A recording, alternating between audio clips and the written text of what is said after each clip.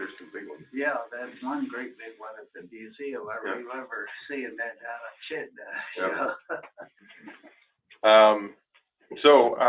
Yeah, I'm not here to talk about Nova Gold, although it's a great gold story, but this is, we spun this out of Nova Gold about 6 years ago now, to the shareholders. Did that basically for selfish reasons. I didn't really want to be the CEO of a company permitting a mine for 6 years. That didn't seem like it would be a lot of fun and excitement. So we spun this asset out, and we've been busy with it ever since, and making good progress. A couple of forward-looking statements, because we're a U.S. listed company. We have both, two pages of them. So we refer to this project as the Upper Kobuk Mineral Project, and the caribou antlers are our logo to remind us that the importance of caribou in the subsistence lifestyle of the region. And that's we have a good working relationship with the region. I'm really proud of. So just high level, this is a district. We don't control all the district. We control a good part of the district. There's 8 billion pounds of copper identified, 3 billion pounds of zinc so far, over 1 million ounces of gold, silver, gold equivalent. And then we last year we added cobalt that we've identified at Bornite that we think is recoverable. And we're working on that now. We love Alaska. I think it's a great place to do business. And we're focused right now on these two projects. Arctic, which is we've completed a pre-feasibility study, and we're now starting down the path of permitting and completing a bankable feasibility study. So I'll outline what we're doing there. Bornite, which is about 20 miles away, fairly close proximity. That's actually where our camp is. We've outlined 6 billion pounds of copper, to 77 million pounds of cobalt, but we're still exploring. We haven't found anywhere close to the limits of the deposit yet, so we're still exploring that. Highlights on Arctic. I know you read lots of things in the paper. It's a hell of a project. It's just very, very financeable. Based on the cash flows at a $3 copper price, $1.4 billion NPV, and a 33% IRR. That's a hell of a project in anybody's book. It's 43 million tons of 5% copper equivalent. And just to put that in perspective, that's 10 times the average grade of open pit copper mines today. So it's not huge, it's not a big deposit. 43 million tons is not small, but it's certainly in the scale of the big porphyries. It's not that big, but it's a hell of a grade. You can see the grades there, and we'll go through that later. Based on a 10,000 ton a day operation, you'd be producing 160 million pounds of copper, 200 million pounds of zinc, 30 million pounds of lead, 30,000 ounces of gold, and 3 million ounces of silver.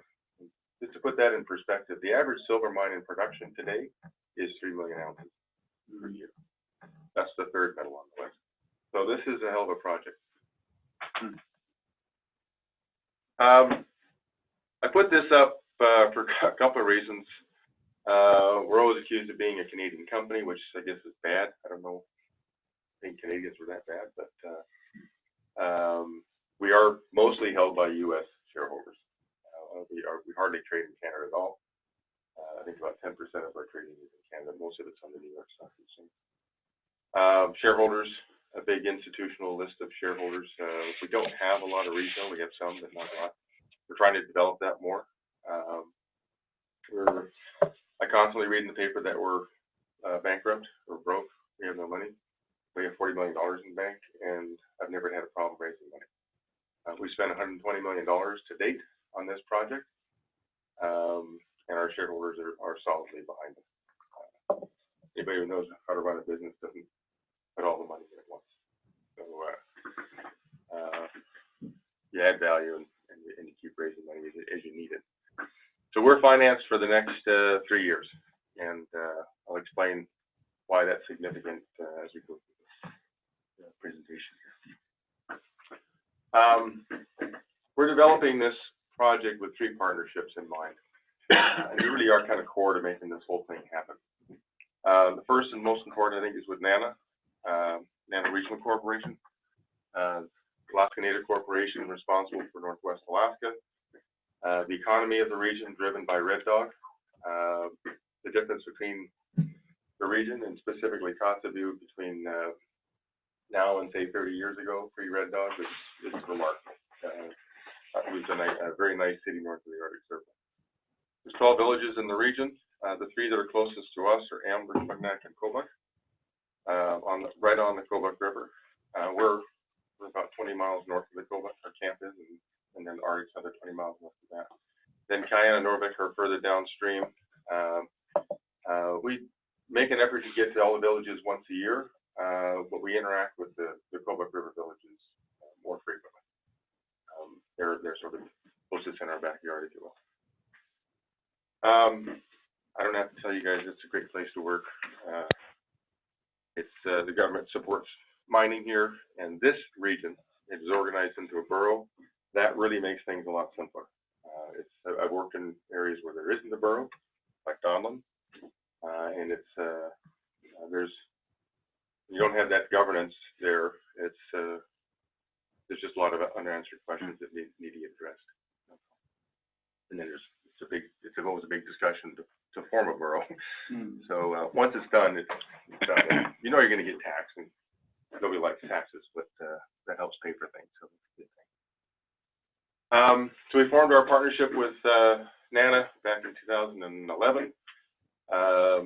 It's fairly basic exploration mining agreement. It covers a big area. I'll show you a map a little bit later. When we consolidated our state mining claims and NANA's ANCSA lands, it's about 350,000 acres along that 100-kilometer long belt of mineralized Ambler mining district. They receive a royalty. It depends on whose land mines developed on. So 1% on lands that we contributed, and 2.5% on lands that they contributed.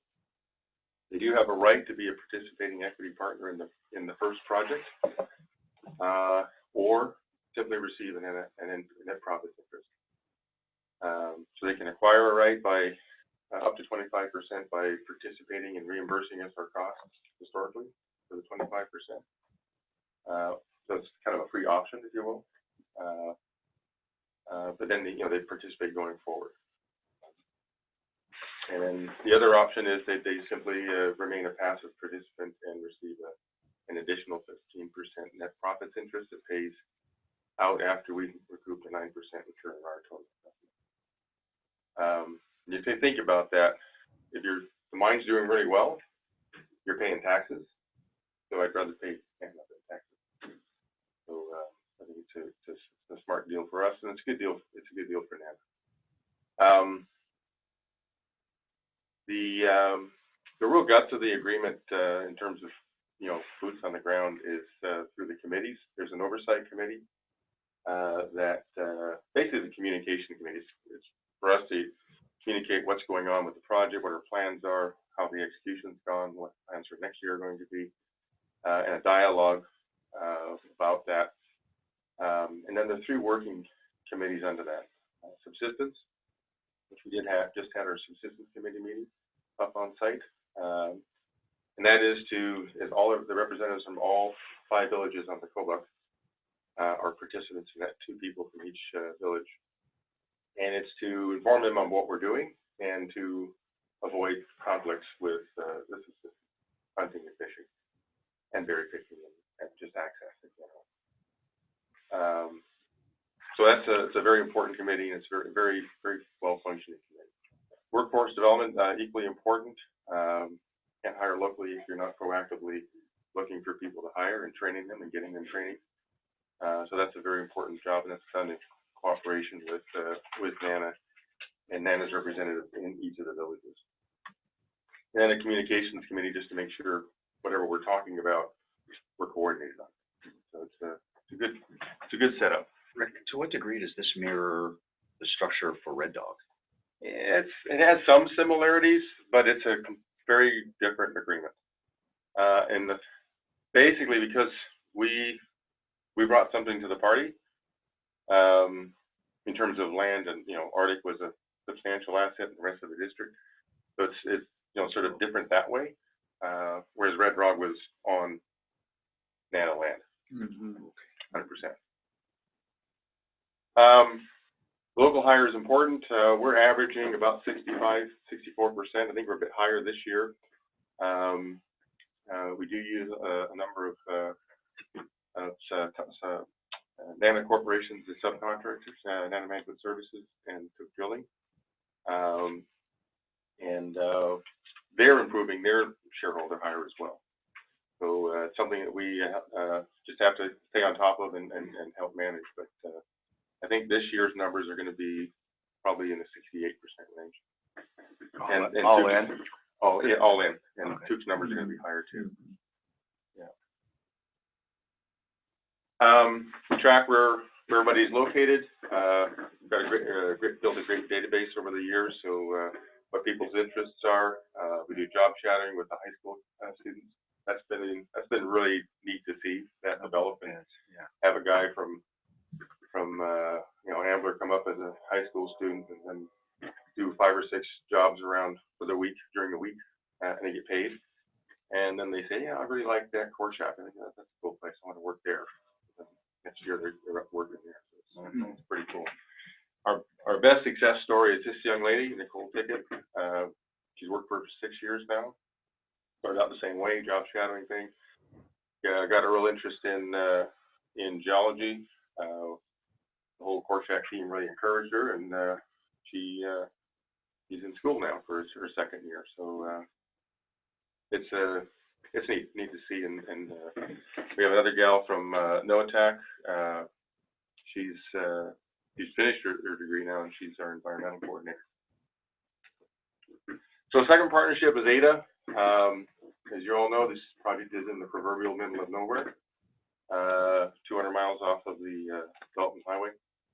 And so we partnered with Ada to build a permit and build an access road similar to Red Dog. So this is where we borrow heavily from the Red Dog experience.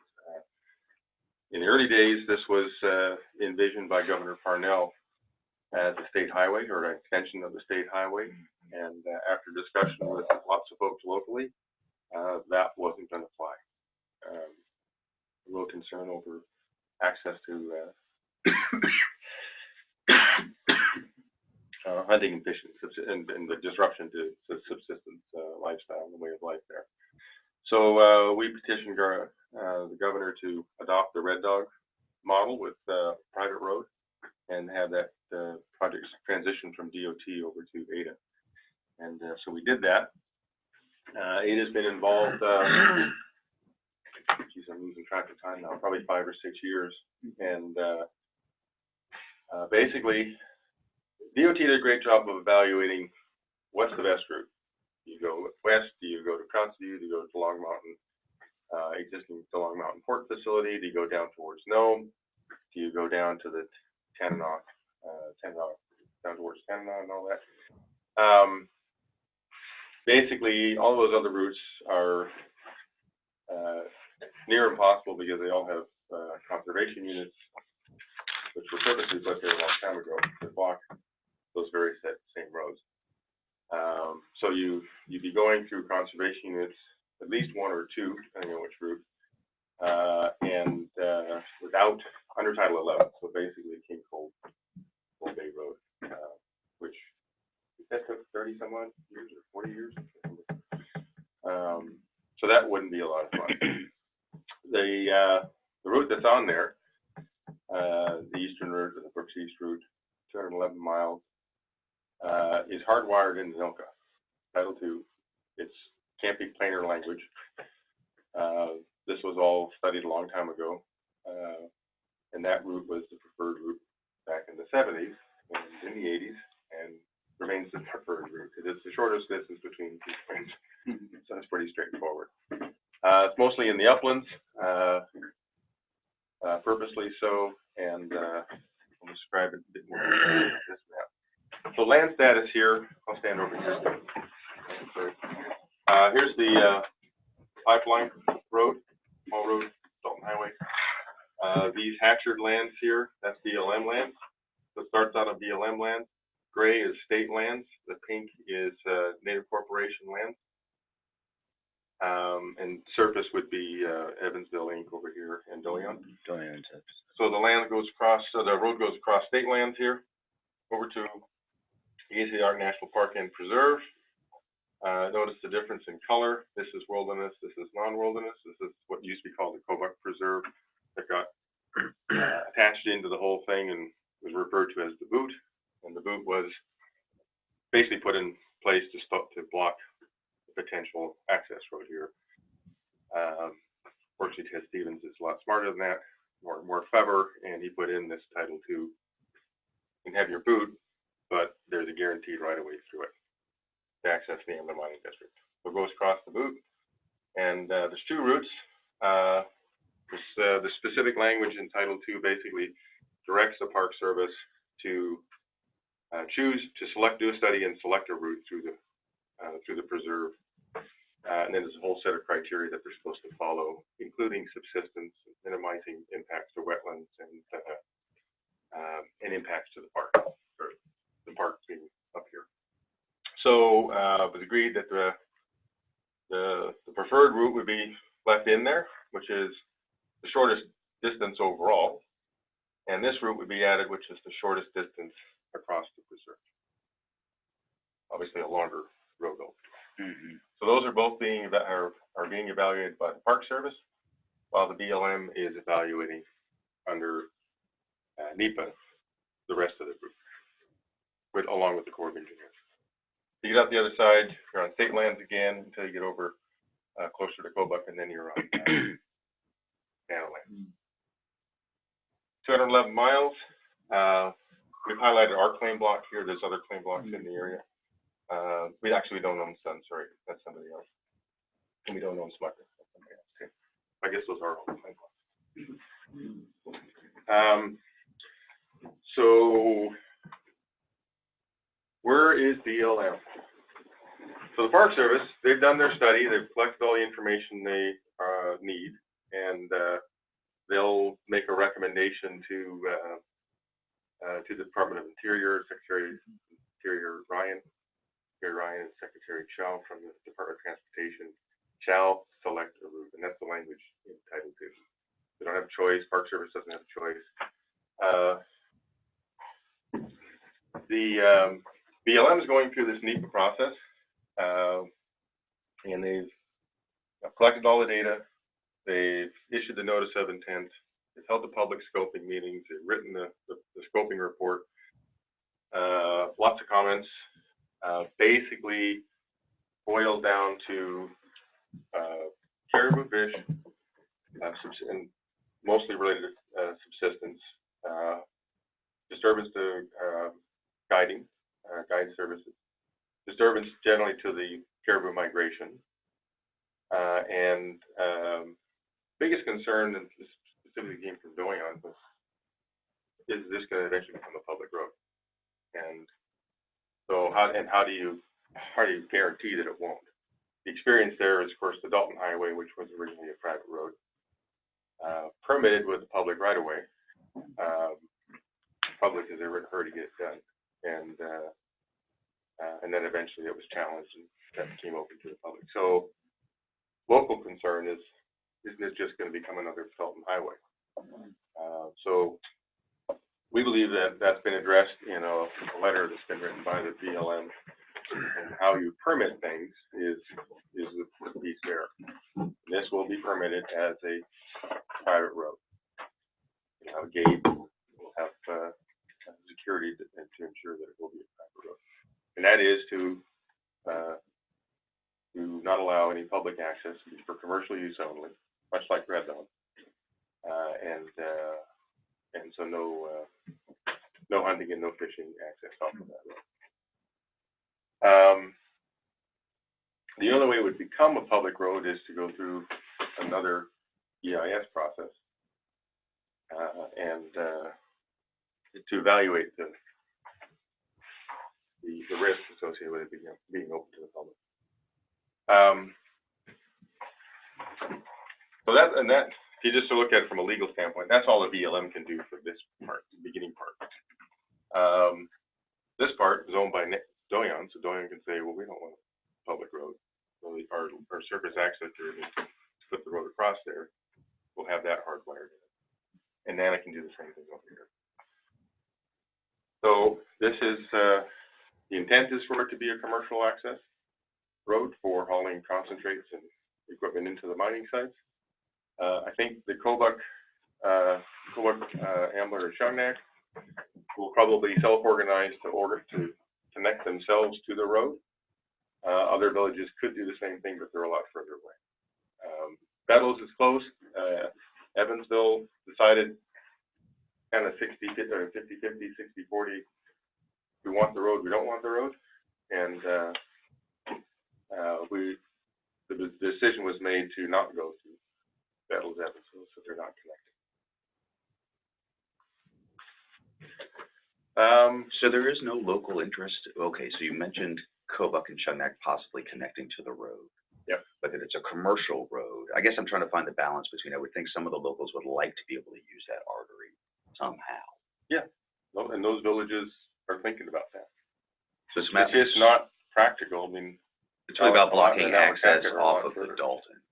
Sorry? It's really about blocking access off the Dalton for kind of that easy usage by yahoos like me. Okay, good. Okay. It's hunting and fishing. That's the issue. Okay. Will the villages be able to get fuel in and supplies? Yeah. So if the villages are connected, Kobuk's already connected, or will be. You know, Kobuk's connected to our camp. Our camp's right at Bornite there, and the road basically going to go to Bornite, or just north of it. So, you know, connecting Shungnak and Ambler, Shungnak and Kobuk, not a big deal. And Ambler's already got a road on their maps, and city council that says we're going to just do this. So,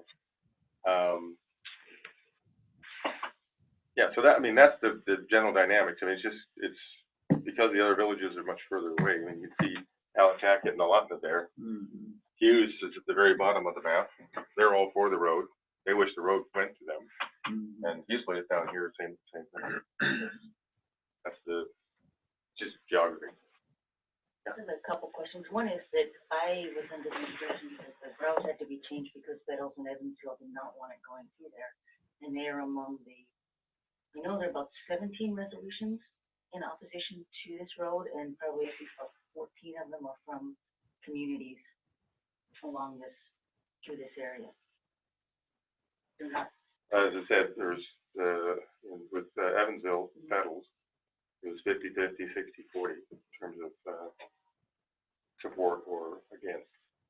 If you go back and look at all the resolutions, there's actually resolutions as well. So it kind of depends on who shows up to the meeting, obviously. Yeah, well, that's really significant that there are about 14, I think, around 14 communities in this area that are. The other When you question. say this area, I think you're talking about a very broad area. Well, yeah, I mean, it's also includes Alacant down there, I mean, but it's, anyway, so. But there aren't from Hughes. There aren't from Hughes. Right. There aren't from Kobuk. Mm-hmm. Lots of people write resolutions. Mm-hmm. Need to go into the villages and talk to people. They're not individual, they're community and tribal member resolutions. I'm Anyway, aware of them. I'm not gonna argue with you about it, but it's, the other question has to do with the funding for this. As a private road, it's state funded, so how does that marriage work, and who will ultimately be responsible for the building, maintenance, and upkeep of the road in perpetuity? So it's not state funded. The road's not going to be built state funded. The road was, so ADA is a private state corporation. ADA makes money. And as a business development, they can do business development the way they see fit. Those are the funds that are being used right now to basically permit the road, right? And there's state allocated funds in that. The legislature approves all the funding for ADA. Yeah, that's not state funds. ADA pays the state a dividend from Red Dog. Are you aware of Red Dog? Yes. Okay. Then you're aware it makes about $23 million a year for the state. Rick, I got a question about the width of the road. I mean, so are we going to get into the specs on the road, or how how the, I was gonna do that now, contracts- but we, I just need to answer your questions. It's a single lane, but what's being permitted is what's believed to be on the ultimate need of the road to service the district. Be a two-lane, road, very similar to Red Dog's, gonna look a lot like Red Dog's road. It'll start out as a single lane road with pullouts. That's all we need for Arctic in terms of the non-truck traffic. 14-foot, 16-foot. Yeah. And, so is it And gonna then be built in 22, I think, phases is what it then, would or? ultimately be. Pardon me? 22, I think, is what it would ultimately be. 22, okay. And then, with 211 miles, would that be built in phases, or how do you envision the construction happening and the? Probably three points. And, working out from both ends and then somewhere in the middle working out. Okay. Yeah, I think, might be four because, my guess is the park service wouldn't want you to be, starting in the middle and working out. They'd prefer you not have those camps on the reserve land. Who would be putting the bids out for those? Well, so technically Ada will be, like Red Dog, Ada will be they're the proponent for the permitting standpoint. And that's those are the funds that are being used now, is basically to get the road permitted. Nobody's building anything until you have permits. And then the next step is to get agreements with, that just gives you the BLM piece, right? The agreements then with Doyon or Evansville, depending on if they change their mind to say, hey, actually we thought about this and now we want the road. State and NANA. And of course the park, the Pizza National Park will have its own stipulations on what that road's going to have to look like. Sure. Timing is, I think that was on one of these slides here. Draft EIS is supposed to be out in March, and then the final EIS by the end of the year. So that's the timing it's on the public website, BLM's public website. Certainly all doable. Certainly makes sense. I think, I think that's a reasonable time or realistic time frame too. My guess is, take a year from there to put agreements together, for Ada to put agreements together. Now that what they may likely do is the same thing that's done at Red Dog, whereas, technically Ada owns the road, but Red Dog manages the maintenance, the care and maintenance on the road, which would be another cost. So the way this thing's going to get funded, like Red Dog, doesn't use state funds. It uses bonding. So the Ada has the ability to bond. That's how a lot of malls get built up here. Group will want to finance building a new mall or something, and they'll get KeyBank to put in 15%, and then Ada would backstop that by issuing bonds. So it's not an unusual way to do things. It's a very how most infrastructure gets built. That's private. What's the projected cost of construction? The full-out road is $320, and I believe the single lane is $270. And certainly the robustness of Arctic can afford to pay back the bonds. And we've kind of looked at 5 and 6% interest rates, which is kind of realistic about given where the interest rates are now for, say, 25-year bonds, something like that. So that's the that's the process that would take place over the next, say, couple of years. Finish up permitting, get that in place, get the agreements in place, and then issue the funds. So one of the things that I noticed from Tofty Road, if you're familiar with Road to Tanana, we have property out that way. Gravel sources was, so when the state put that project together, I don't think they did the best job of using the best gravels that they could. They just sourced it along the route, and what they had was like a fractured shale, and it's a pretty terrible material. Yep. So, I guess that must be part of your scoping or whatever. the engineering on the project to make sure you got good gravel along the way, because gravel haul is, it's expensive, but it's necessary, you know, and So Dow was the main contractor, to Ada, on pretty much everything to do with the road, or good part of the things to do there, including evaluating gravel sources. So yeah, that was all part of the gray boxes there of collecting all your baseline information, identifying where you're going to get filled from and all that. There's a couple of great places. There's lots of good gravel out there, but you do have to sort of pick your spots. And that's why the preferred route, the northern route, it has a lot more and a lot better gravel. Right. Because you're staying up in the mountain. So the lower you go, you know, the fewer good quality gravel sources you have. The local villages in the region have strongly supported the northern route, and that's why it was selected, because it's away from the Paw River. Right. It's away from the fish spawning habitat areas, and some of the caribou migration as well. So we're on the very edge of the caribou migration. The main caribou migration is from the Ambler River and over to the east, or sorry, to the west. They do come down the Cotaluctuck. They don't come down the Shungnak. It's too steep up in the Shawker Mountains. And then on this side actually is a separate herd that's fishing up over here. And that obviously is more of a concern with doing with that.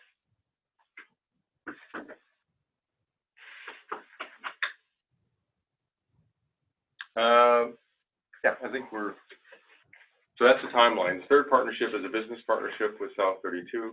The model that I like to work with is we're explorers and developers. We know that side of the business well. It takes a lot of money to build mines, and so bringing in a big partner like we did on Donlin, we brought in Barrick, largest gold producer in the world, and here we got a partnership with South 32. They're an Australian company, kind of an oddball name. But they were spun out of BHP in 2015. They produce bauxite alumina, pretty much an integrated aluminum business, both thermal and met coal. Largest manganese producer in the world, nickel, and then silver, lead, and zinc. They don't produce copper or cobalt, and that obviously their investment in us is we view it as sort of a strategic investment in those metals. They're a big company. They generate about $1.5 billion free cash flow. And the agreement we've entered into is to form an option to form a 50-50 joint venture, very much modeled after the Donlin agreement with Barrick. They pay us $10 million a year.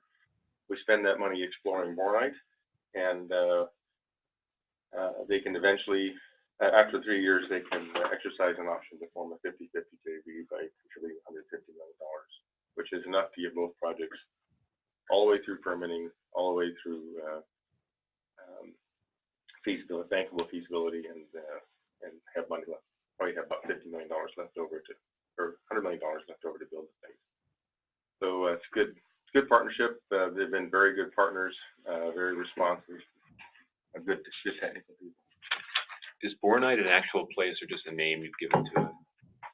It is a camp, and it was the actual mine site. I'll show you this old mine site from Kennecott. It was a mine, but it was never a processing facility. So they put a shaft down and explored from the shaft. But it's a place on a map. There's a landing strip. And our camp's there, 80-man camp. Yeah, locally it's well known. So here's the district. The little red inset there, you can see where we are within Alaska. The belt there, 100 kilometer long belt, 65 mile long. Sun at one end and Smucker at the other. They're owned by other companies. And then with Arctic smack in the middle there. The square dots all have historic resources on them. A lot of this work was done back in the 70s, 60s and 70s. And then the other dots are just good prospects that need more work to define resources. Here's Arctic, and it sits on top of, underneath the top of the mountain, about 300 feet down. You can see the reserve number there, 43 million tons with the grades. And the series of 5 high-grade lenses of massive sulfide, anywhere from a meter thick to 30 meters thick. So that's what makes it a very special, high-quality ore body. There's additional inferred resources that when we do the next layer of drilling next year, most of that'll probably convert into the reserve category as well. It's a 3.5 million tons down the bottom there. So we completed a pre-feasibility study using these companies that are these are big companies that do this for a living. SRK is, I think, well established here in Alaska. Amick Foster Wheeler's done a lot of work up here at Red Dog and Togo and at Fort Knox. Ausenco is probably a bit new to Alaska. They've done a lot of work in the north, in northern Canada. Actually, they're originally an Australian company, but they've been really good to work with. So we've developed a plan around a 10,000 ton a day mill that yields a 12-year mine life at the current reserves at Arctic. You're producing 160 million pounds of copper, 200 million pounds of zinc, a little bit of lead, 3 million ounces of silver, and 30,000 ounces of gold in concentrates, and I'll explain that in a second. You see our long-term metal prices. I think they're pretty much in line with where everybody would be comfortable using projections. And then your post-tax NPV of 1.4 billion. You're producing copper, net of all the byproduct credits, for about 15 cents a pound. So if you just want to do some quick math, that's 160 million pounds times the $1.85 gives you your cash flow. Very big cash flow generator. You're paying this thing off in 2 years, a very quick payback, and which is why you get the 33% IRR. So it's a good high quality project. You can very easily pay for the road and reimbursing, paying the bondholders off, and then eventually paying the state through ADA the fee to use the road. And again, this is very much modeled after Red Dog. Red Dog, I think when it started, had a 15-year mine life. It's been going 30 years, and I think it's got another 10 years of reserves, and then they have the new deposits that are on the state land, which will be going for 50 years. That's what mining districts do. That's why I think they're a good thing to develop. So we're going to be producing 3 concentrates, copper, 30% copper grade. It's a very high quality copper con. You're going to have a little bit of payable silver there, about 5 ounces, and no deleterious materials. Zinc, almost a 60% zinc con. This soil deposit's been metamorphosed, so it tends to coarsen up the sulfides, which gives you good recoveries. And in the zinc concentrate, it pushes the zinc metal, which is sphalerite, or zinc mineral, sphalerite. It pushes the iron out of the zinc, so you end up with a very high quality zinc. Red Dog zinc's got a lot of iron in it, so it's not as good a quality concentrate. No penalty metals here either. The lead concentrate, kind of your average lead con. It's not a great lead con. It's okay lead con. The important thing is we've got all the gold and silver in it, and for the balance of the gold and silver. So you're getting paid for 70 ounces of silver and over an ounce of gold. It actually is the most valuable of all the concentrates, although it's the smallest volumetrically. You mean the lead is? The concentrate, lead concentrate. It's got the gold and the silver, and so that's why it's on a per unit basis, on a ton basis, it's worth more per ton. But it's the smallest percentage. Right. So again, you've got the belt there. We'll have we sort of envision a central mill at Arctic, and then, like Red Dog in any mineral district, you're going to find other things. We know there's more mineralization in the district. Sun and Smucker are well-known deposits. Sunshine, we've done some bit of work on. So eventually we see you know, sort of a central mill here, and that's certainly what Ada envisions, and why they want to put the road right in front of this district. And the road runs right down that valley there. And then, of course, on the other side of the valley is Bornite, on the south side. And there's a number of prospects in the Cosmos Hills there. That's that bump of hills down there is Cosmos Hills. There's our camp. I mentioned the shaft earlier. So this was put in back in the 60s, early 60s by Kennecott. On the back, behind this shaft, you see those kind of scratchings on the hills and the two small cabins. That's where Riney Bird made the discovery. He was actually out looking for uranium with a Geiger counter on the government contract. He had worked at the Kennecott mine near McCarthy there, and so he knew what copper minerals looked like. While looking for uranium, he bumped into the copper and contacted the guys at Kennecott, Bear Creek Mining Company in Anchorage, and they got pretty excited when they came out here and did some drilling, and eventually bought Riney Berg out of his claims for $6.5 million, which back in the early 60s was a boatload of money.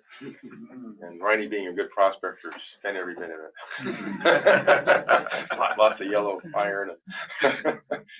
But they did put the shaft down and explored for a high-grade direct shipping ore. Their plan was to take the ore and put it on a barge from Kobuk and barge it down the river. They eventually decided that was a terrible plan because Kobuk's a pretty shallow river and changes course constantly. So they tried that with getting equipment up, and that didn't work so well. So they eventually abandoned that plan. We put our camp here in 2011. We built this camp, and it's a great place to work. Very beautiful area. At Bornite, as I mentioned, we're still exploring, so we don't have a development plan here yet, but we've done a substantial amount of drilling. We've outlined a substantial deposit already, roughly 125 million tons of open pitable copper resource at about 1% copper, and then it continues at depth, and we've outlined 58 million tons of 2.9% copper, and plus the cobalt. And so we're doing more drilling this year. Those red dots are last year's drilling. We're kind of drilling in the oval circle there, and we'll get about another 10 dots on that. These are fairly deep holes. They're 800-900 meter holes. Some of them over a kilometer deep. So they're expensive. They're about $800,000 a pop, which is why we wanted to have a partner help pay for it. So I'm going to go back to Arctic and explain what our overall development plan is there, what we envision here. I've got a little video afterwards. If you're interested, we can play that. Kogaluk Duck River in the background, just for reference. There's a waterfall in that river, or a series of cascades, so there's no salmon and sea fish that go up the river. Similarly, on the Shungnak side, which would be over off to the left, there's a waterfall on that river as well, so there's no anemones fish. But there are other fish, but no anemones. Where's your camp in relation to that? Camp is back out where I'm standing. A bit further this year. Yeah, okay. So if we go back to Yeah. that. Yeah. So Okay. you're basically from camp, you look, get up on the high spot, you can look right over at Arctic. Yeah, okay. So that's this Google image of the valley. You can see the road network. The road's pretty much defined as deposit. Like I said, it's underneath the mountain there, about 300 feet down. So what we envision as a layout here is the mountain would come down about 300-400 feet. You have a pit there. It would bottom just below, I think it's about 100 feet or 200 feet below creek elevation in the middle there. Tailings and waste will go up at the head of the valley. The tailings facility would be a lined tailings facility, an engineered dam, buttressed by 300 million tons of waste rock. Be a water collection, seepage collection system below that. Right, I'll point over here, sorry. Right in here, collect all the water. And then you have your processing facilities right here. So everything is a very small footprint. see it from this side, and you wouldn't see it from that side. The only way you're gonna see this thing is flying right over the top of it. And obviously your dam design's been, you've worked with state, dam safety folks, Charlie Cobb and those. We had a great meeting, good series of meetings with Charlie Cobb. He really likes this whole setup. At the end of mine life, you're collecting the water in the pit. And if water treatment's required, then you're doing it from one location. It's a very, very simple setup. Very, I think it's an elegant, from a mining standpoint, everything's very compact. The only thing that's not in the valley is the workers camp, which is, we're just getting too crowded in here to try to stick that in here. And plus, I think it's nice to get away from your job. So it's down in the Shungnak Valley where the current Arctic airstrip is, which was the exploration camp that Kennecott originally had. So then they would drive up? Yeah. You'd have a road up. How long would the drive? How many miles did they drive? Yeah. Short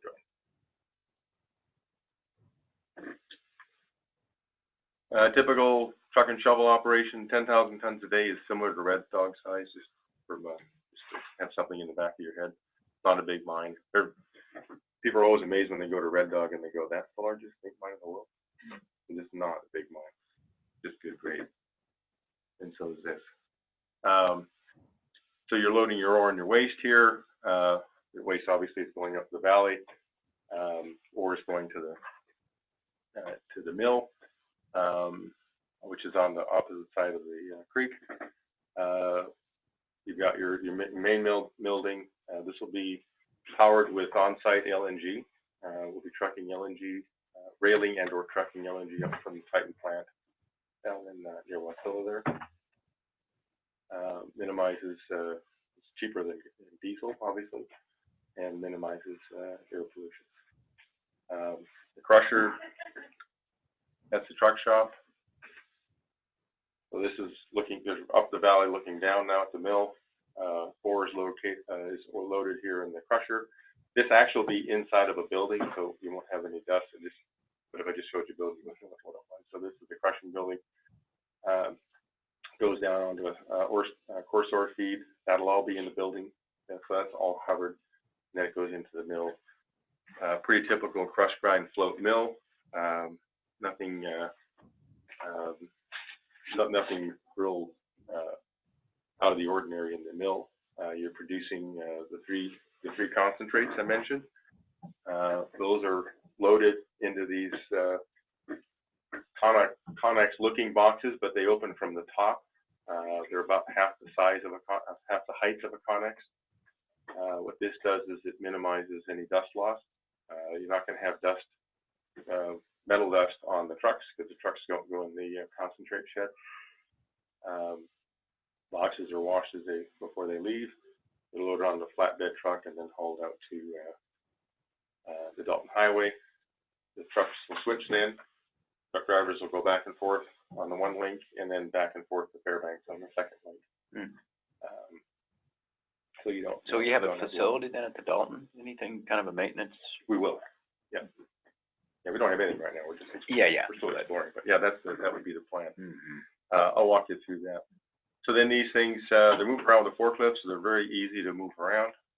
They're more expensive than obviously just dumping this stuff in the back of a truck, but you don't get metal dust all over the highway. And if you think about it, metal dust costs a lot of money to make. So it's actually, when you put it into the spreadsheet, it's actually positive from a not only environmental side, but from an economic side. So these are kind of innovations that we want to use here. So the transportation plan, the UKMP there is the project, the 211-mile road connecting it to the Dalton Highway, the security station at the Dalton Highway, and those trucks would go back and forth, and then a second set of trucks would go back and forth to Fairbanks, where we transfer things over to the Alaska Railroad, haul them down to Anchorage, and then load them onto the I'm sure the railroad likes that. Yeah, we've had a lot of good discussions with folks in Anchorage. Teamsters run the yard here, so they like this plan. Obviously, the railroad needs more business, otherwise it's not going to stay in business. So we think it's a good plan this overall plan of using the existing infrastructure in the state of Alaska makes a lot more sense than trying to build new infrastructure someplace. We have underutilized infrastructure all over the state.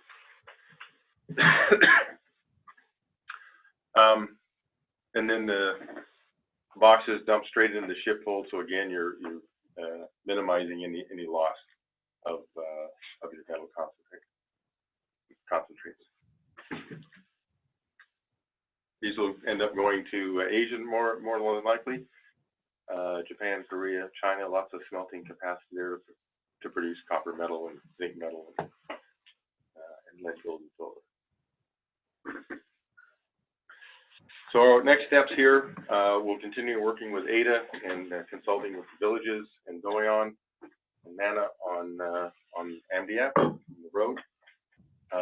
We are doing an additional study on Arctic to use new technology of ore sorting to eliminate the waste material that goes into the mill. When we mine this thing, we get about 20 to 30% dilution, and if we can eliminate that using the ore sorting technology, which is new technology, was basically developed sorting recycling materials, bottles from glass, bottles from cans, from plastic. It's being applied now to mineral deposits and with a lot of success. So if we can remove 20 to 30% of that dilution, which is basically at zero grade, then obviously we upgrade the amount of metal going to the mill, and we've reduced the amount of tailings, both of which are both a good thing from an environmental standpoint and from an economic standpoint. We'll start permitting Arctic this next year. In fact, we're starting the pre-permitting process now. All the work done this year was to collect geotechnical information related to the dam and waste rock storage facility and water management. So we'll put up our mass balance, water balance model, and then design our facilities accordingly. As I said, we've had good meetings with guys like Charlie Cobb who understand what we're doing, what we want to do here, and I think that's we'll just keep working through the process. Our plan is to start permitting next year and then complete the feasibility by early the following year, 2020. And it is a district, so we're going to start with Arctic. 404 permit is what's going to drive the federal process, the wetlands field permit. It's the only federal permit that's needed for the mine. We're not on federal lands. I'm sure Fish and Wildlife will be a cooperating agency, as will, who else might be? EPA will be involved, of course. They have oversight on the state permits, the air quality permit, and anything to do with water. The main permits are going to come from the state, other than 404. Mine operating permit, air quality permit, dam operating permit, water discharge permit, and about 100 others. But those are the big ones. What are your power needs? 18 megawatts. So it's not a big power plant. And for when we'll basically be bringing in LNG tanks and just rotating them out. I think there's 6 tanks, and they'll just rotate them out on a weekly basis. So we're doing the pre-application work now with the Corps of Engineers. In fact, I'm going down tomorrow to Anchorage to have one of our initial meetings. Our plan is to submit the documents later this year in September, October, and then we'll hope they'll be completely compliant so that the Corps of Engineers can issue the notice of intent and then initiate public scoping, go through the draft EIS and EIS. Expect the process to take 2 to 3 years, so we'll see. Permitting's that way, you know when you start, but you don't know when you finish. Donlin took 6. I hope we can get this done quicker. Donlin was a lot more complicated project for a variety of reasons.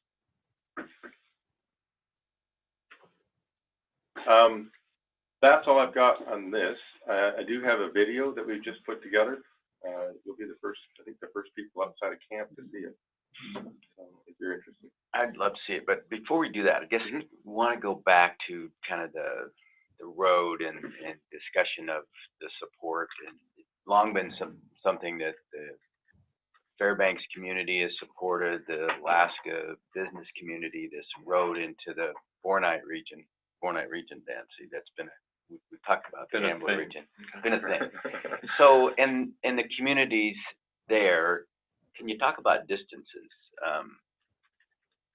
I guess, because I think a lot of the folks that are having opinions, like us, we're not that close. So you've got Shungak that, and Kobuk that are near term. Yeah, Ambler, Shungnak, and Kobuk are, Yeah. they're the closest villages to us. Kayana and Norvik are much further down the Kobuk. Mm-hmm. So we have a bit of a two-tier system. We meet, just because of proximity, we meet a lot more with Ambler, Kobuk, and Shungnak.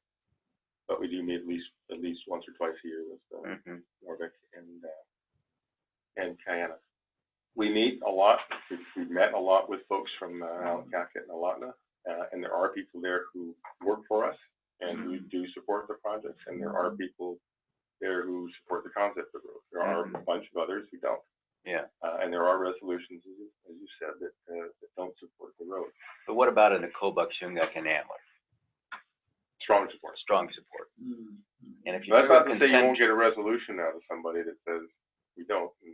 And it would, typically might be the tribal organization.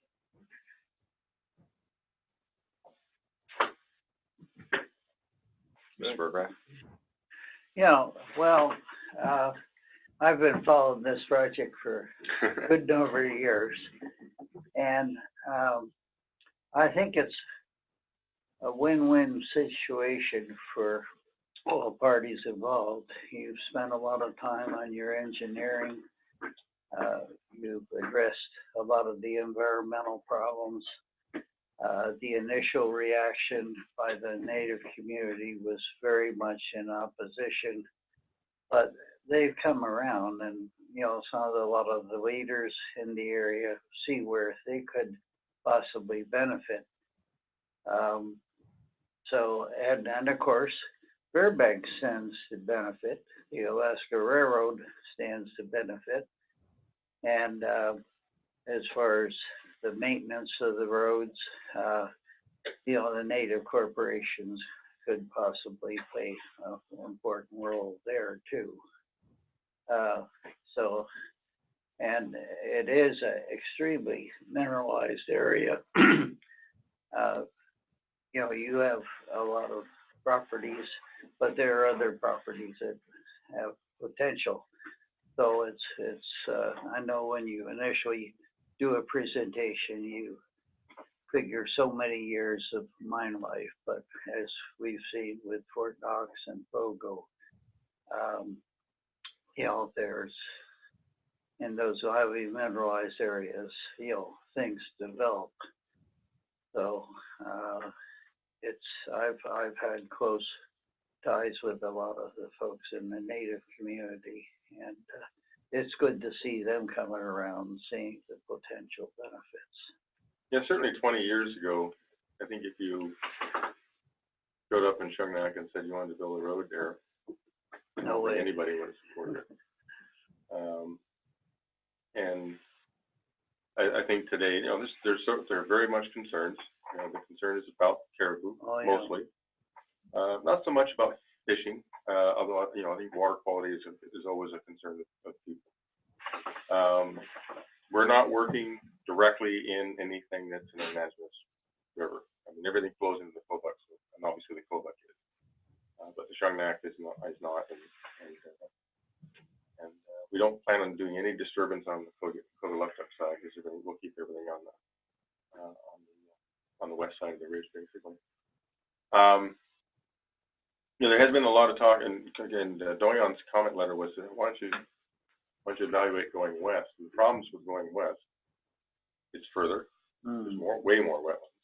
You're in the heart of the caribou migration, not on the edge of it. You've got those two conservation units I mentioned.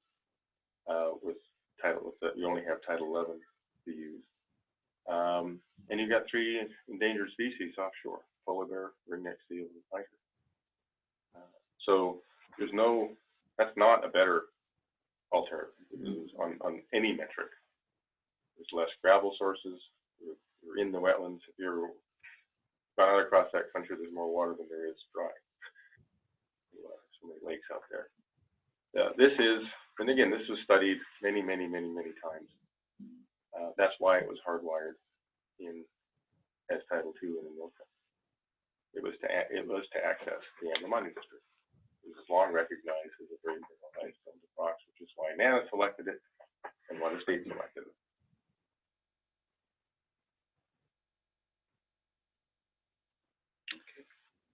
So you want to, sorry, go ahead. What were the 3 species you said offshore? Endangered species? The polar bear. Right? It's one of the eiders. I don't remember which eider. Okay. And the ringneck seal. Ring seal. Yeah, ring seal. Yeah. All right, I was like, what? And then, okay. I'm a geologist, not a biologist. And I'm a biologist. That's why I was like, what? So anyway, all right, thank you.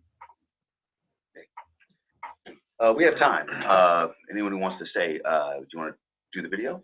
Sure. If you guys are interested, it's an educational thing. It's not a promotional thing. It's intended to just kind of describe what I just went through in 10 minutes. Okay, well, if we don't have 10 minutes, Andy will come kick us out. Push that big button on top there. I'll let you try it also. How do we get rid of that? Oh, there. Oh.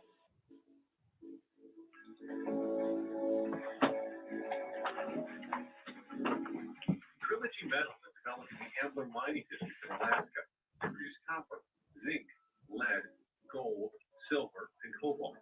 All metals necessary to support our modern way of living.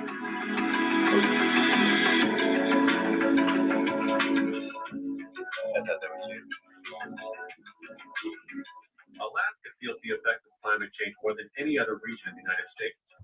The Paris Accord on climate change identified meaningful actions to reduce carbon dioxide emissions and slow down climate change. Use more alternative forms of energy such as wind, solar, hydro, nuclear, and geothermal. And replace the internal combustion engine with electric vehicles.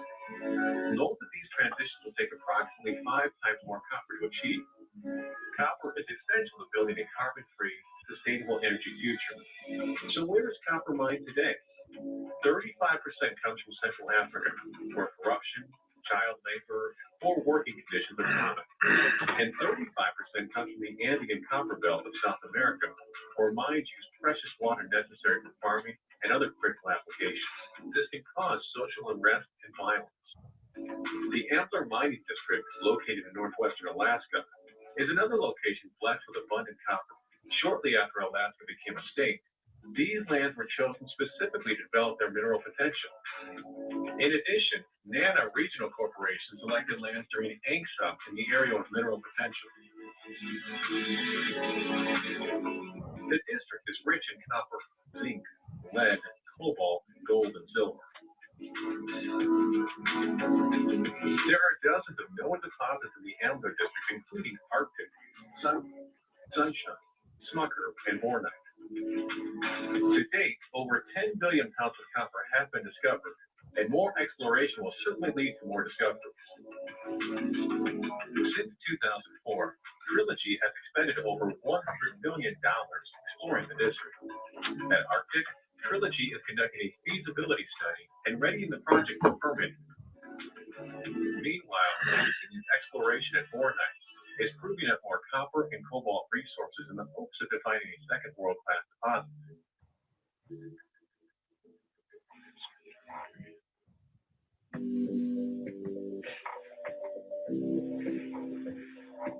The Arctic deposit sits under the first set of foothills that makes up the Brooks Range.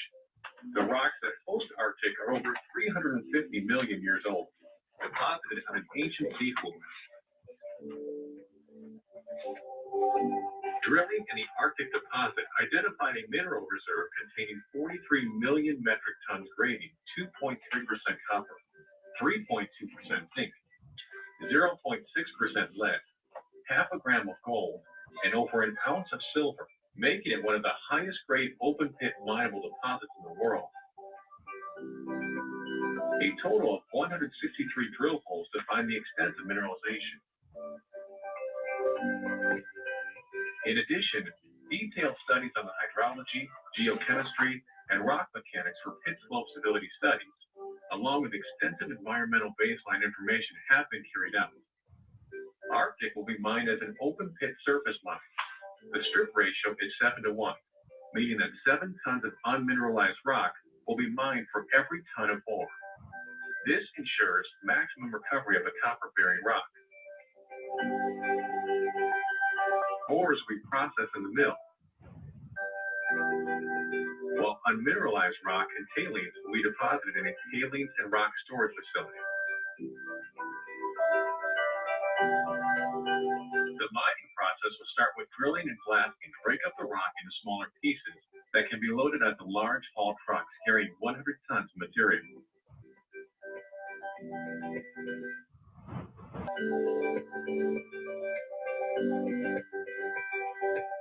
The non-mineralized rock will be hauled to a material storage site located near the head of the valley. The ore grade material will be hauled to a crusher for further size reduction.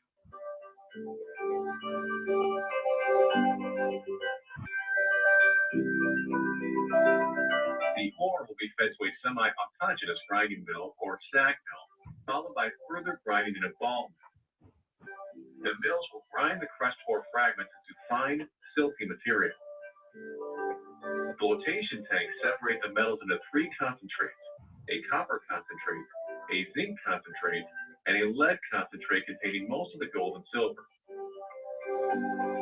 Concentrates are stored in a storage shed where they will be loaded into special concentrate containers with locking lids. This prevents any loss of concentrate to the environment. Note that the trucks do not enter the concentrate shed and therefore are not contaminated with metal dust. The containers will then be loaded onto flatbed trucks. Concentrates will be hauled along the Ambler Mining District Industrial Access Road, also known as AMDF, a 211-mile private road connected to the Dalton Highway.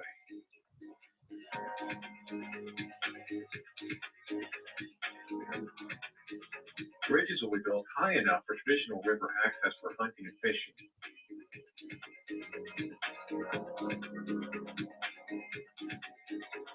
During caribou migration season in the fall, trucks will stop to allow the migration to proceed unhindered. This practice has been demonstrated to be effective over a 30-year operating period at the Red Dog Mine. At the Dalton Highway, a security gate and guard will ensure that the AMDF remains a private road for commercial use only. No public access for hunting and fishing will be allowed. The concentrates will journey by truck to Fairbanks, approximately 40 trucks per day, where they will be unloaded and stacked until ready to be reloaded onto flatbed rail cars for the journey to year-round ports in south central Alaska.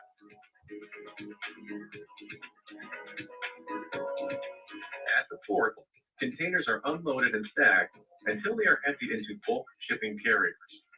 A special roto-box mechanism fitted to an overhead crane picks up the concentrate box and lifts it into position and opens the lid to deposit the concentrate directly into the ship hold. This approach minimizes dust pollution. Approximately 500,000 tons of concentrate will be shipped per year. The concentrate will be transported to Korea, Japan, and China, where ample smelting capacity exists to process the concentrates into useful metals necessary to sustain our modern lifestyle.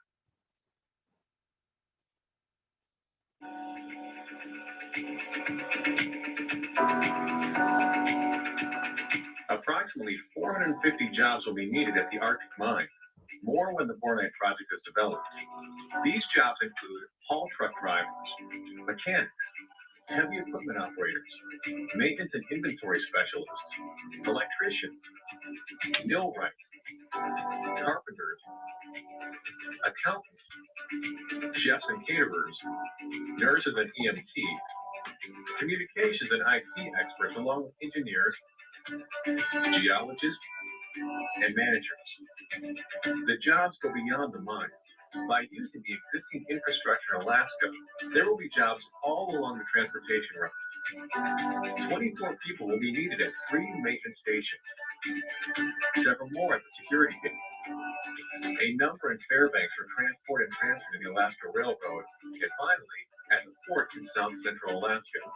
Developing the Ambler mining district will create hundreds of jobs throughout Alaska and help maintain Alaska's important transportation infrastructure.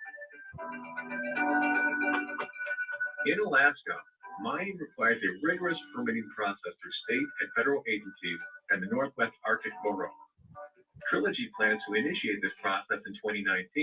A detailed reclamation plan is an integral part of the permitting process, and a multi-million-dollar bond will be required to ensure that this reclamation work can be completed. Trilogy is committed to developing the Ambler mining district in a responsible manner, with the utmost attention paid to maintaining the subsistence lifestyle of the local Inupiaq and Athabascan residents, Alaska's first people.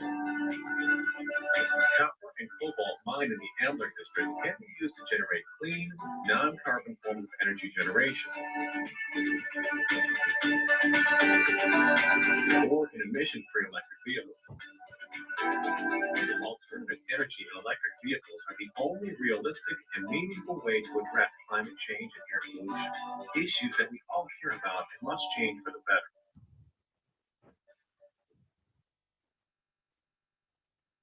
This is a first draft, so there's the lake boat going on the bridge wasn't cutting it for me. Yeah, that looked a little bit like Seattle. Paved road, lake boat. And the paved road with the yellow. Right. That's all gone. That's all gone. And I didn't like this guy's voice. It's too, I don't know, academic or something. But anyways, it's a first cut. So I think it tries to just get across what we're planning and so again, if people have concerns, they can say, okay, well, I saw that and what about this, what about that. So is there any discussion of the Northwest Arctic Borough annexing that area, a broader area? We're not involved in that, but I'm glad you brought the boroughs up because, there has been discussion of talk about the Koyukuk region and forming a borough or incorporating themselves into a new borough. I think there'll be a huge amount of politics behind that. Canada Cheese is not in favor of that for a variety of reasons. Northwest Arctic Borough and North Slope Borough have not only come out with resolutions of support for the project and for Amdiap, but they are very interested to be involved with financing of the road. Mm-hmm. You go back to the Red Dog history, that was done when there wasn't a borough. And Ada was they were kind of ahead of their time in terms of these public-private partnerships because there really hadn't been a lot of them done at that time. But the unfortunate thing is they did all that when the borough didn't exist. And so once one of those structures is set up, it's kind of hard to bring in a new party, especially when it's successful. If it were unsuccessful, it would be probably pretty easy. That would be somebody putting new money in or whatever. It's hard when the thing has been very, very successful. The bondholders have made their money. The state's making money. Unfortunately, the borough is not making money off the road. They're making money from the pills, but they're not. They very much like to be involved with financing of this road. Because if you think of this thing about from a business standpoint, Ada is going to put in somewhere in the neighborhood, probably maybe $25 million when it's all said and done, to get this road permitted and financed. Mm-hmm. Bondholders are going to pay eventually the $320 to build it. We'll pay the operating costs to maintain it, us and whoever else is a user.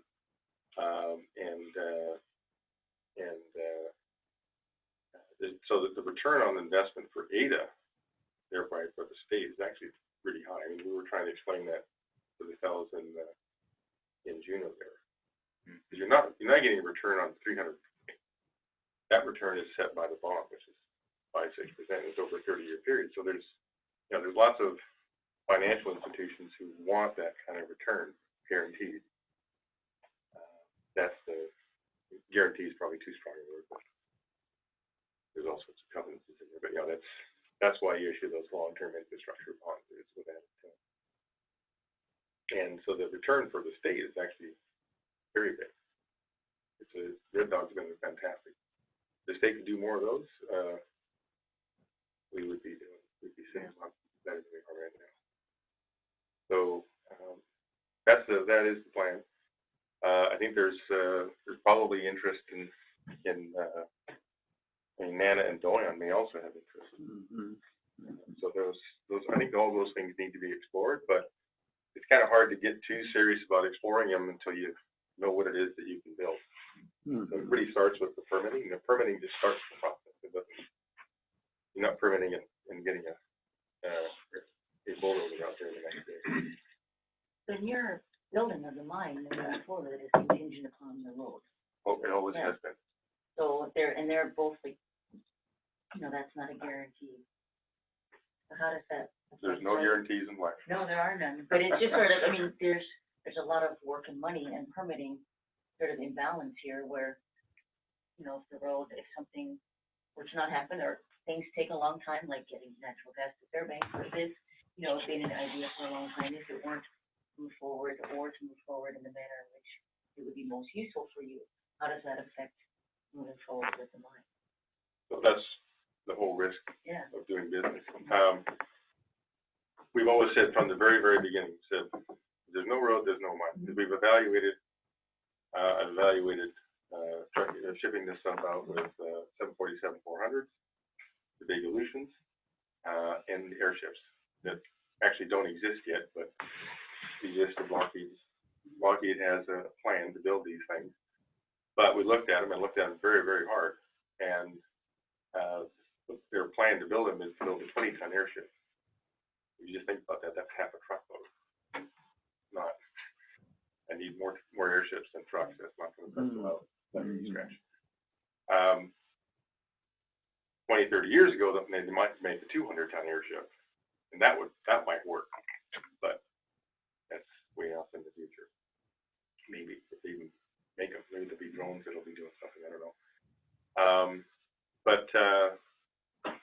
This has to be sort of a hand-in-glove arrangement. I mean, Ada has to be motivated to spend the money that, Ada/the state, the governor's office has to be motivated to spend the money they are to advance the road project.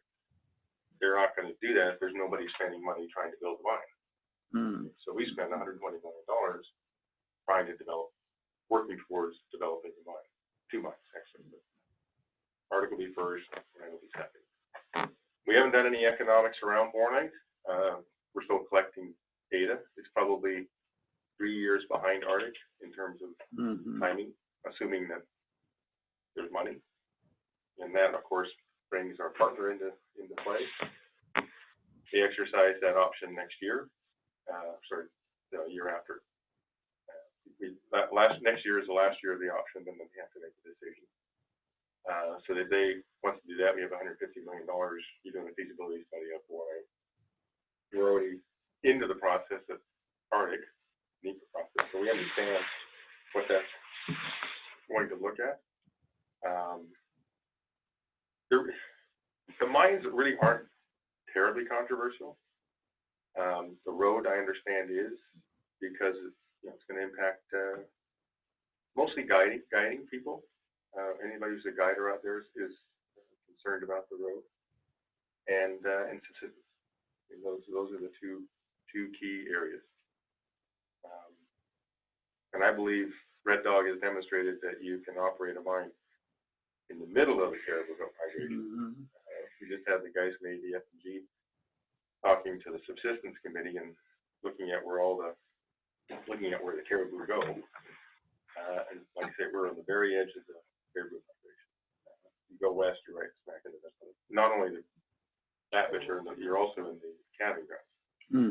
So that doesn't seem like a good idea. Going west doesn't seem like a good idea. Oh, by the way, when you go west and you build that road, you have to build a port or expand the existing port to go to DMPS, and that's about another $250 million. You have to have storage sheds and the things don't throw them that much. And it's a challenge every year to get the concentrate out because you've only got 90 days to do it. Less than 90 days. It's when you have storms, you can't move concentrate. Because the lighter on a barge, just load the barges up, lighter out the ship, transfer it to the And trust me, you lose concentrate each time you do that. It's not a good plan. This is a much, much better plan. I know people are, concerned about the road. There is support for the road. I think you have to keep in mind with the permitting process is it's process, NEPA is designed to flush out concerns and problems and issues. So you don't tend to get a lot of people showing up saying, I love this thing. You do, but most people who don't have a concern about it don't come to the meeting. Yeah. That's the reality of, and that's what it's supposed to be. It's what NEPA is designed to. It's designed to identify issues. Identify potential problems so you can plan to address them. That's the whole point of the process. It's a good process. On the energy use, you mentioned about 16, 18 megawatts maybe. Yeah, 18. So if you're bringing in from Wasilla natural gas, LNG, you would then just also maybe bring in a couple of large GE or Caterpillar type of generators or turbines and just generate right there. Yeah, the site generation. So yeah, you're bringing in LNG. You're gasifying that. So there's a process there. And it basically is the generators themselves don't look any different. They just have different valves basically than a standard diesel generator. We were just up at the Costa Electric plant. They have 13 megawatts of power, power generation, 13 happening. And then they supplement that with the wind. And, they have a battery, lithium-ion battery that has lots of copper and cobalt in it. A 1 megawatt battery that they use to blend out the circuit. So it was $1 million battery installed. Two questions. You said LNG is cheaper than diesel. Those communities interested in having access to I think there's wonderful opportunities for that. Yeah. Mm-hmm. I think, again, certainly the ones who want to be connected. Yeah. And I think it's got to be a village by village choice. And, like I say, when we go into Kobach, Charmac, and Ambler, they got the roads are already on a piece of paper. Yeah. So, yeah, I mean, I think those villages are going to do very well, getting cheaper fuel, cheaper goods and services. And I mean, a box of Tide costs $80 in Kobach. Yeah. A box of Tide. So, yeah, somebody can set up, or the three villages can set up a co-op to go do a Costco/Red Miner run. And then a second is like the driver for the $1 million battery cost view is the cost of diesel. Does LNG, your anticipated LNG cost, make on-site renewable generation not pencil out for your line? Yeah, we did look at wind. Problem with any of those alternative energies, they're great, but they're not base load. I mean, hydro is, right. Nuclear is, I don't want to get into that. Yeah. But there is potential for hydropower on the Koguluktuk River, for example. But it runs in the summertime, and there's not much water in the winter. Right. Yeah. So, you still need the 18 megawatts of energy. Yeah. Our costs, it's not exactly an apples to apples because oil prices and gas prices change between when we did the PGA and the pre-feasibility study. But basically, delivered to site, diesel was about 32 cents a kilowatt hour to produce power. LNG is about half that. Okay. 16. Yeah, that's the delta. Yeah, and the reason I asked is there's a whole lot of effort into these wind, diesel, battery systems, and if LNG just makes that irrelevant, that's really interesting on the community side. Again, if you're going to be out here for 50 years, I mean, a lot of other mines have put up wind farms to supplement power, but you still going to have to have the installed capacity, whatever it is they need. If the wind don't blow, you don't want your mill sitting there. Certainly when it's 40 below, you don't want that. So, just I wanted to explain a bit about the dynamic between the east and the west side of the road. West side of the road is going to get a lot of advantages out of the Kobach villages, upper Kobach villages. Evansville settles they have a choice. They decided they don't want the road. Okay, so the road doesn't go there. We purposely moved the road, I think it's about 8 miles to the north. Actually, avoids having to build another bridge before it connects to the Dalton. The other villages, a lot in Alacaca, Hughes, and Huse, the problem is the road doesn't go there. Yeah. If the road went there, there'd be benefits tangible benefits. All they see is, oh, there's a road up there. I'm going to assume something bad's going to happen. It's going to come down the rivers and right through the water that I fish in, and in the areas I hunt in. So they're struggling to see what the benefit is to them.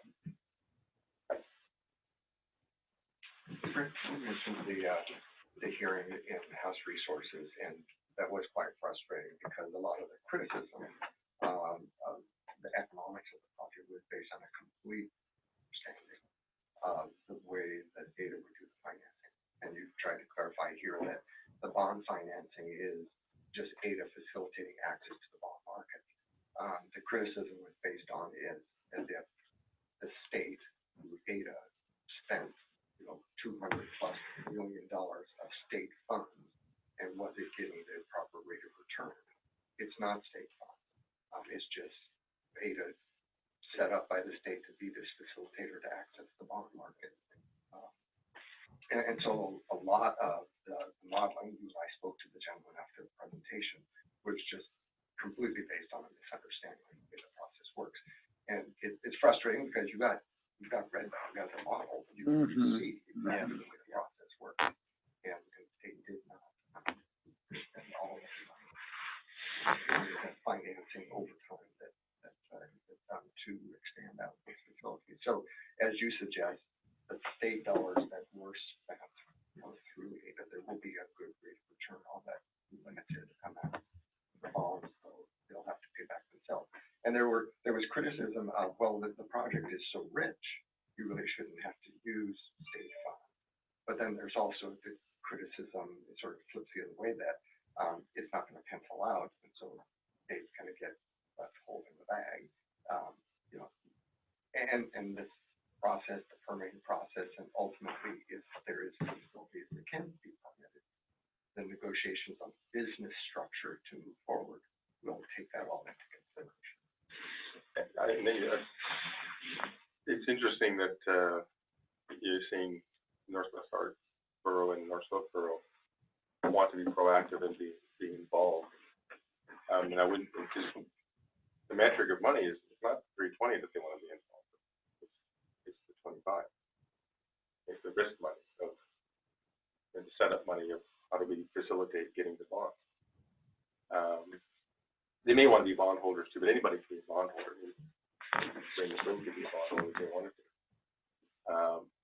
But that's where I think the real interest is maybe there's whatever the amount is, another $5 million contribution to arrange the financing, and you have both boroughs wanting to participate in that. That's huge. Yeah, absolutely.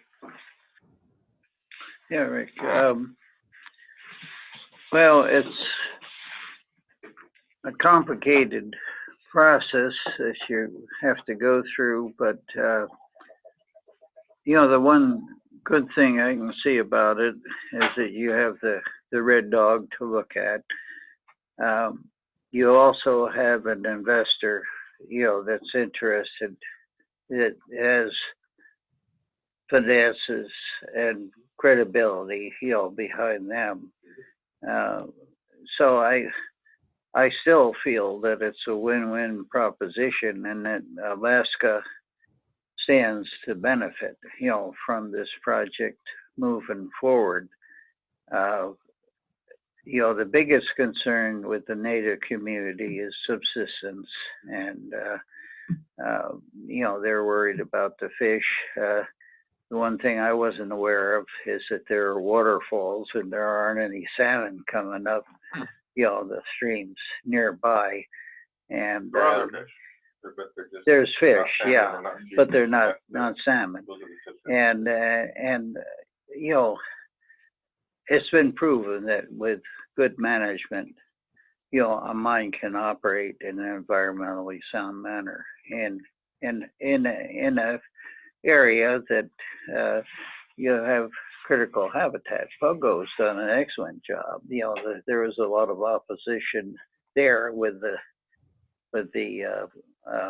Salcha, and they monitor things, and they've had a good, clean operation. And I feel with your operation, you don't have some of the problems that some of the others do, but you still have to take care of concerns, you know, of the people that live up there. And that once something gets going, once that road gets going, I think some of the communities where the road is bypassing are going to eventually want a road going into their place so they can benefit, you know, from cheaper energy. Agreed. And also allow some of their people to work on the road or whatever, you know. Donlin, I feel, has done an excellent job. They've had to jump through a lot of hoops, you know, to try to get their permitting. And I personally feel that you'll be able to, you know, do the project with maybe less problems than Donlin has had. Well, that's a big, complicated project. Yeah. Very big, complicated project. Thanks. I think Well, we have to make this the last yeah. question. Well, I guess it's just how can we help, and in particular, how can we help bring about a fact-based discussion? I'm disturbed by what is often distortion of the facts with regard, for example, to AIDA financing and state funds being used. It's not true, and people should know that it's not true. And it's not fair to the people that we're trying to help if you give them bad facts. And whether you're ENGOs or Native organizations, I lived here and my kids were born here, and I look for a safe, environmentally friendly, vibrant community. And I want to help the people that live here in these villages and the towns like Bettles. And so I guess as trade groups, as citizens, how can we help, you know, bring about more fact-based discussion so the real issues can be talked about? Not the spurious ones, but the real issues, because there are real issues. And I think just, you know, telling the story and saying, you know, correcting the misinformation. There is a misinformation. One of the other big benefits I see going with this whole project is we need high-speed internet to run the mine. The road needs high-speed internet to guarantee that it's going to stay private, security, and maintain surveillance. That's all very easily doable in today's world. Mm-hmm. You know, 100 years ago, that was very tough. So you have to have guys with shotguns running on top of the stage. We don't need that. All that stuff can be done. You put high-speed internet cable through there. It goes up to Dalton, so you just splice it off. It goes over all the way over to all the way down to Ambler. The cable that big, not a big deal.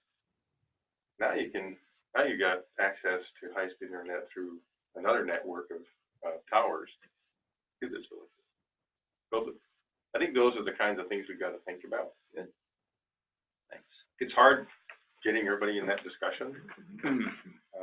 There's a lot of glass half full folks out there, and we need to just kind of turn that around.